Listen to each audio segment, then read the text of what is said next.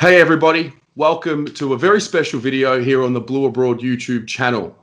This one is very different to something you've seen before. I've got an international guest who isn't a Carlton supporter, well not yet, we'll see if we can convert him by the end of this video. I'm going to introduce you to a man by the name of Bernd Wahler. Now Bernd is someone who I work closely with at my time in Israel. He was the chairman of Hype Sports Innovation, the company I was working for. He's got a very illustrious CV in the sports industry, and more relative to what we're talking about today, and that is about fans and fan engagement and fan culture. Now, Bernd was the former president of VFB Stuttgart in the Bundesliga. I hope I said that right. And also the CMO of Adidas. So we are in very good company. Bernd, it is a pleasure to have you on the channel. Thank you, Terry. It's always great to talk to you.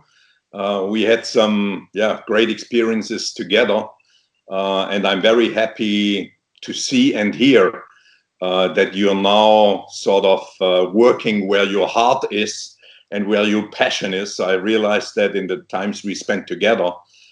So it must be a dream come true for you to really engage sort of with your club and your community. So congratulations on that. I appreciate it, Bernd. You must have heard me give you many references over the years about this crazy little Australian rules football team, and now you're a little part of that as well. So it should be good fun right here. I still don't know enough about Australian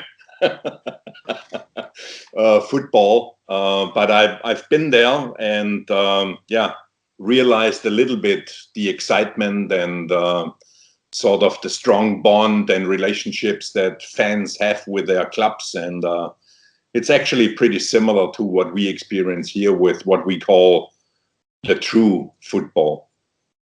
That's very true. Don't worry. We make sure to appreciate that. We abbreviate terms here in Australia, as I'm sure you're aware, and therefore we call this sport footy as opposed to football. Yeah. So, Bernd, I guess just to give some context, as I mentioned, you have been, on the inside of your childhood club, and I guess maybe we should start with maybe if you could just detail your journey of, becoming a fan and then becoming, the president of the club you grew up adoring and that process. Yeah, I mean, I grew up near Stuttgart, about 10 miles away. And of course, I was born into a family.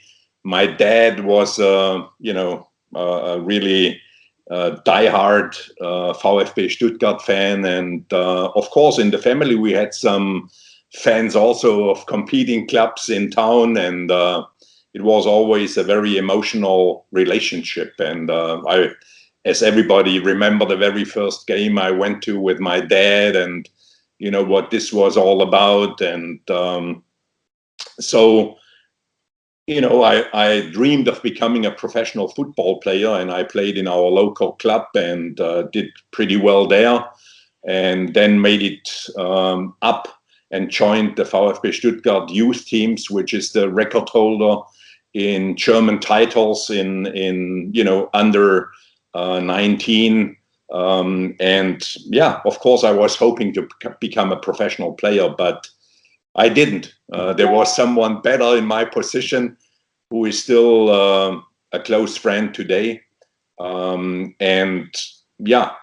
I made my career in the sports industry at Adidas, also at Nike for a couple of years. And then I went back to Adidas and really enjoyed being part of sports all my life. So for me, as well as for you, sort of my dream, my emotions became also my profession. And I was very, very lucky that I could spend my life there. And it was about in 2013 when VfB Stuttgart was looking for a new president. And I got a call, and, I didn't expect somebody to call me and ask me whether I'm willing to become a candidate. And then we had a chat, and I thought about it. And lucky enough, the CEO at Adidas, my boss, is a diehard football fan as well. Today is the president of FC Bayern Munich. Herbert Heiner was the CEO at that time at Adidas. And, he told me, hey, I know you for so long, and I know, your emotions about VfB Stuttgart. So I guess, you have to do that and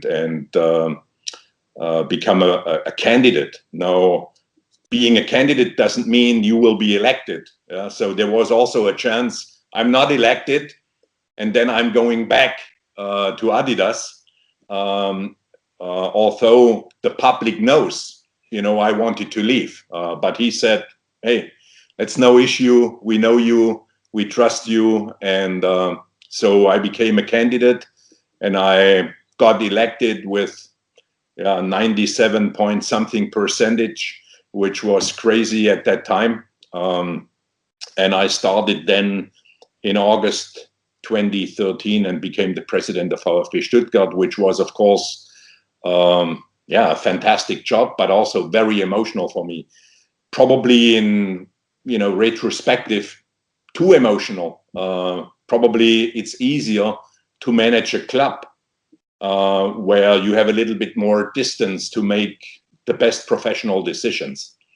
But, I did what I could, and we had some successes, but we also had some failures, and it sort of was the up and down. But I still have a great relationship, and I will be a fan forever. I'm sure you will. Yeah, I'm sure you will. I'm sure you will. At Stuttgart, in your time as president, and we will touch on the German approach to fan or the fan model and ownership and how fans have a say and dictate how the club moves. What was the sentiment as president? How did the fan directly relate to your decision making? I mean, first of all, at my time, the club was completely owned by the members of the club. So, they decide who becomes the president, but they also, have a big say in other decisions. I mean, the day I was elected, there was also, for example, the decision what the logo or the sign of the club will be, because there were some modifications over time. And then the members decided to go back to the very original sign, which didn't say Stuttgart. It said 1893, which was the founding year of the club. And, the members, they decided, that's who we are, that's who we've been, and that's who we always want to be, and made the decision how, the club will look like to the outside. So that's a big decision that the members make. And of course, they have a big say who is on the board, and who is making the decisions in the club. Mm. So, of course, then in my role as the president, I try to create a relationship, because the club over time became too distant to the fans and to the members. So I started initiatives where we had regional, gatherings and meetings where we brought people in to connect with them, to understand really their thinking and, where they want to go, and, all the big discussions in the club, which I think was good for me, because I really got a better understanding. But also, I think it was good for the fans and for the members to see that we are interested to connect with them. Now, sometimes, I have to admit, that's difficult, because as a president and CEO of a club, you have to make decisions and ensure that economically you're going in the right direction, as well as from a performance point of view on the field of play, which is the most important, and everything else doesn't mean a lot if you're not successful on the field.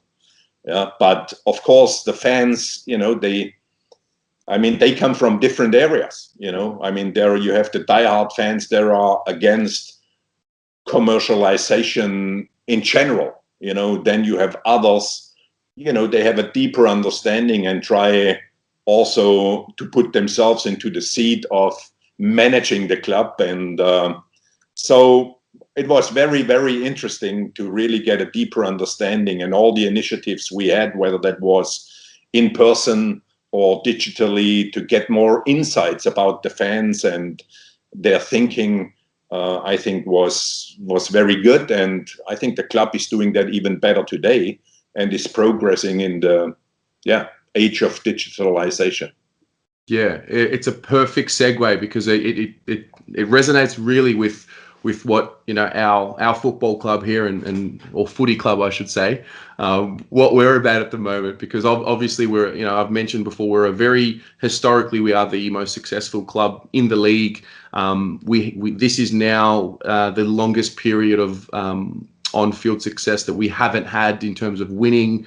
And with that comes a little bit of angst and whatnot, and there seems to be at times there can be a divide, and I guess with the digitalization of the sport and the fan, how have you found that ability to stay in touch with the fan? Because the fans are all now moving into this digital space, so what's different now in how to connect with them and make the fan understand that we are all representatives of you as a fan? I mean, I think you know better than me all the possibilities, the technologies that are available to really get insights and connect with a fan, whether that's, during game day or non-game day, on-site, off-site, all the different opportunities and possibilities that exist today.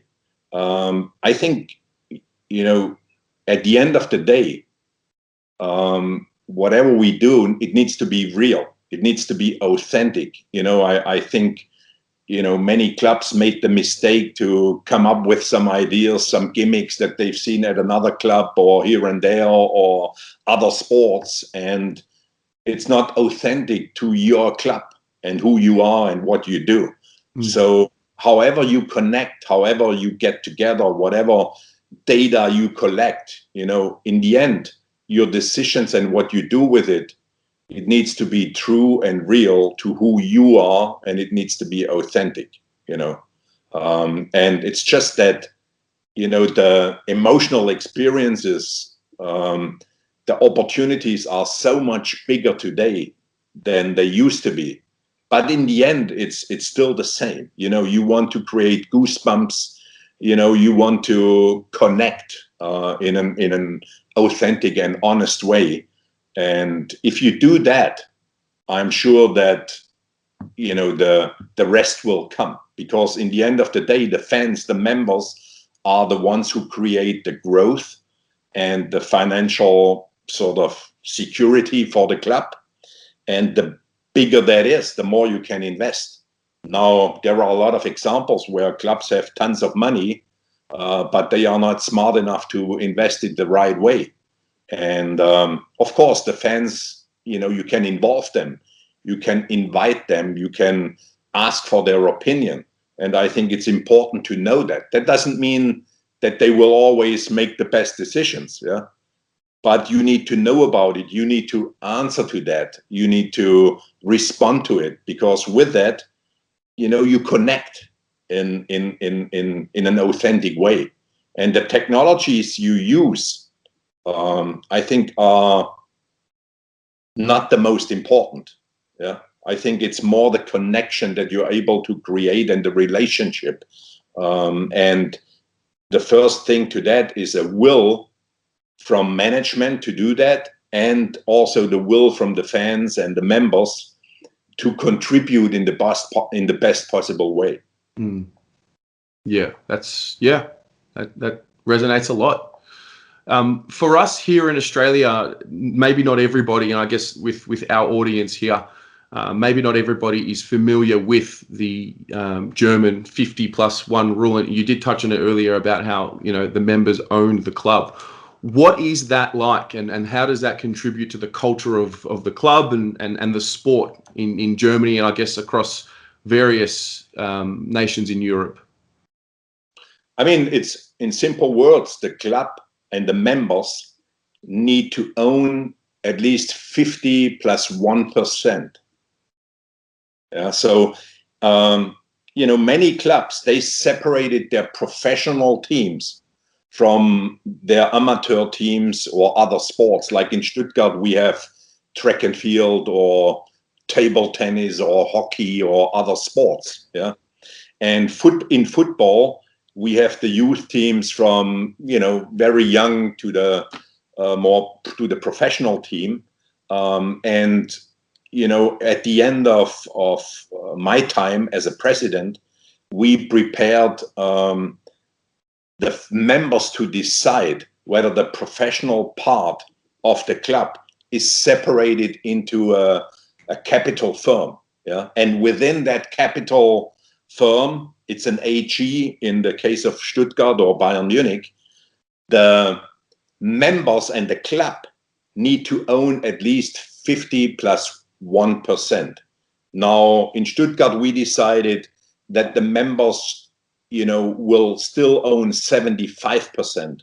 So that's more than what the law or the regulation says. And in Munich, for example, it's the same. And we did that just to make it very clear to the members that, we want the members to really have a big say in where the club goes and what they do. And with that, of course, there is a high identification. I think, they, in the end, voted to do that, and it needed to be more than 70%, 75% of the members needed to say, yes, we do that, and in the end, it was more than that. And it, of course, gives you the chance to bring in investors. And in Stuttgart, we sold about 11% to Daimler, Mercedes-Benz. Yeah? Or at Bayern Munich, they sold first, I think, 10% to Adidas and 10% to Audi.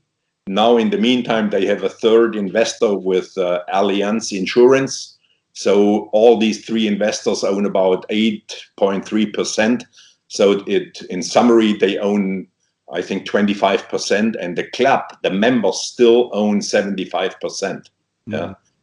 And of course, there is big discussion because it's an international competition. I think the biggest income and the biggest excitement is created in the Champions League, which of course is not a national competition. So as a German team, you always have the goal to become one of the top 4 clubs so that you can play Champions League, because that's where the big money comes from.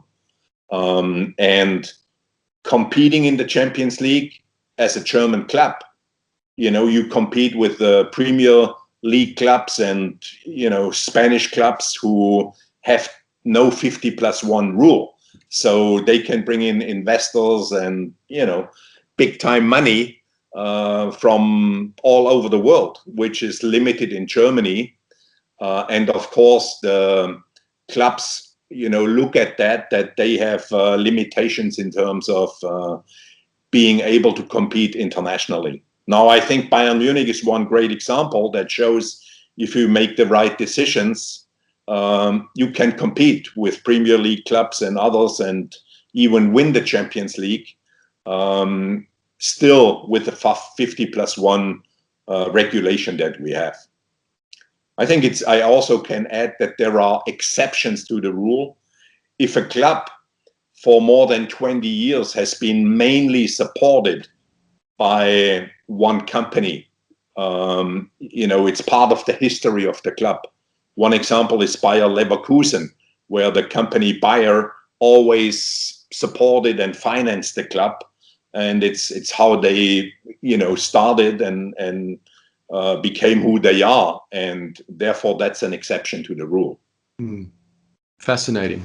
It's no, I really appreciate that. I think our fans here will appreciate hearing that as well. And I guess obviously there are cultural differences in not only our nations but our sports and the way we run them. But I do think there is scope for for Australian sport to look abroad and see how things are done elsewhere. And my take on Australian culture in general is, we are generally conservative.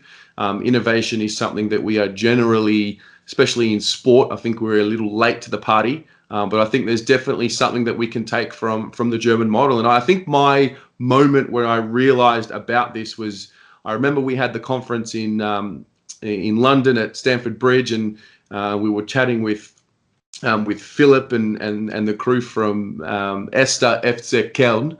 And I was talking about potentially working with, one of a startup. And I remember a comment that resonates with me to this day about, well, we have to make sure our fans are on board with this or agree to this. And it took me back that, the decision makers at the club had to first consult with the members before making any such decision. And I think that was the catalyst for this conversation. And yeah, it's just very interesting to me. I mean, it's sometimes, of course, more difficult, to make decisions and make fast decisions. So I think it's important that you have a clear understanding who decides on what is the involvement of the members and the fans and where not. Yeah. But as a manager of a club, of course, it always makes you think, how do you win the fans? How do you make sure they stay loyal with the club? Because end of the day, what is a professional team and club without fans? I mean, it doesn't make sense, and therefore in your decision-making process to think about how you become one, the fans, the management together, I think is very important, and to constantly think about, how you maintain the loyalty, how you win new fans with what you do, and what's your attitude towards that. I think that's very important, and that's why I, still like the German system, with all the difficulties and all the limitations. And, I'm sure there will be more discussions about it and how we can make sure that we are competitive on an international landscape. But in terms of fan engagement, in terms of ownership, in terms of, the fans really not just feel that they are entertained, but, they own a big part of it. I mean, that's huge. It's that what gives you the goosebump when you sing the song of the club and when they walk in, and because it's much more than, just another entertainment program. Yeah, no, I completely agree with you. Bernd, I really want to thank you for your time. I really think that the fans and maybe even the club, if they watch this, I think there is something to be taken from this. It's great to catch up with you. And hopefully once this situation has subsided, you can come to Melbourne and I can take you to a Carlton game and you can see what it's all about. I mean, it's thanks for that, Terry, and I'm sure I will come over and come back to you on that. But I think there is a lot for us here to learn also from Australia. I mean, the fact that your league, I think, is number 4 in terms of spectators around the world. I mean, that's a huge success, and there must be reasons for that. And I think getting a deeper understanding for us here, how you do that, that's important as well. So I'm ready to come over and learn. We are ready for you. Bernd, you have a great day and we will definitely be in touch. Thanks a lot, Terry.